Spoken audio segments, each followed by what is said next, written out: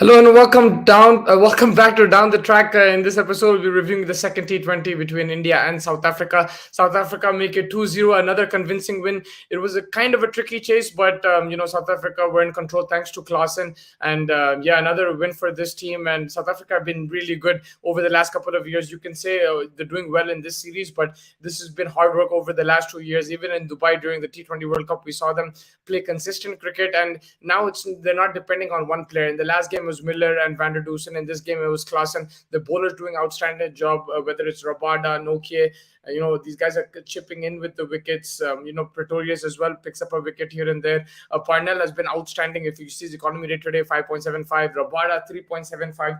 Outstanding bowling. Maharaj also chipping in with the wicket. So it's a team effort. And the good thing about the South African team now, the way Mark Boucher has set up this side, they're not depending on one player. It's a team effort, and it's been brilliant. If you see in this game in particular, they're bowling first. They picked up early wickets. Ishan Kishan and Nair put up a partnership, but then they picked up wickets then as well. They kept breaking partnerships. Very smart bowling, good field placement. The wicket was a bit up and down, and it's always on this kind of wicket. It's always difficult to bat first because you don't know what score is good. And India in the end were 10-15 runs short. It wasn't a 200 pitch like the last game, but it was maybe a 160 pitch, and 160 would have been a match-winning score probably. And I think South Africa had that advantage with the toss, but they made the most of it. And even with the bat, if you see the second innings, Bhuvneshwar Kumar was outstanding. The way he was bowling, 4 overs, 13 runs, 4 wickets.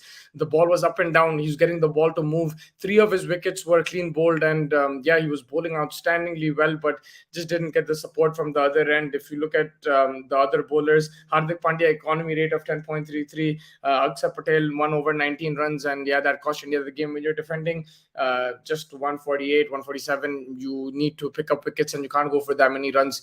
And unfortunately, that didn't happen for India. And they're under pressure now. Rishabh Pant will be under pressure. I still not going to blame him as captain. He's trying, and it's the captain, vice captain are both injured. He's stepping in. He's playing every single game. He's trying to sort things out, but also his players are not stepped up to the mark.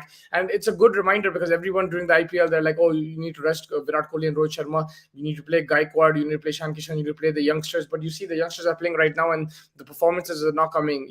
With under Rohit Sharma, Virat Kohli, they were still getting the bilateral victories. Yes, they didn't do well in the World Cup, but they were getting the bilateral victories, and that's where experience counts. And I think in conditions in Australia, it's a good reminder that someone like a Rohit Sharma, like a Virat Kohli, can step up and win you games. And maybe this is the break that they require. But Gaikwad, he's new to this international stage. It's going to take time. It's not going to be easy. Any young batsman, it takes time, but this is the good time to transition. I'm not saying that you shouldn't play youngsters. I think they should play. They should be playing this series. It's a good test, but a World Cup is a bit far-fetched right now, but this is how you're going to groom your players, right? You have to put them in hot waters against a very good South African side, and I think that's what these youngsters just have to learn and try to improve.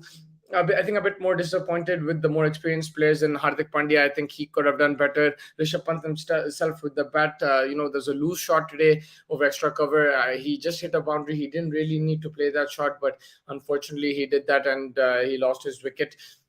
Did Rishabh Pant, and let's see how it goes in the third game. But India are certainly under pressure now against South Africa. 2-0 down. The series on the line, and they'll be hoping for a strong comeback. Again, you see Shreyas Iyer, Ishan Kishan getting off the starts. That's where you need them to capitalize. Iyer again with fast bowling, he does struggle, and that's why I'm a bit skeptical with him going to Australia, just because he needs to improve playing against pace. It's simple as that from Iyer. I think overall South Africa outstanding. India a lot to improve, a lot to think about in the third game. Maybe try an Umran Malik, Harshdeep as well, I think. But these guys, it'll take time. Whoever you try, it will take time. I don't think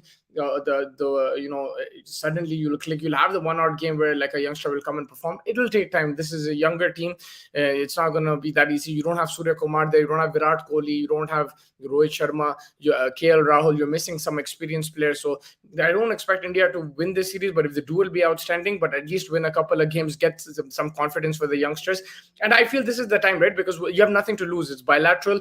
You're giving the players exposure. Gaikwad is playing some of the best bowlers. It's different. In the IPL, he's played Rabada, he's played Nokia, he's played Wayne Parnell, he's played these guys. But when they're all bowling together, it's different. In the IPL, you always have one a loose spell from a bowler who's maybe not on that international level, maybe a second spell from another guy.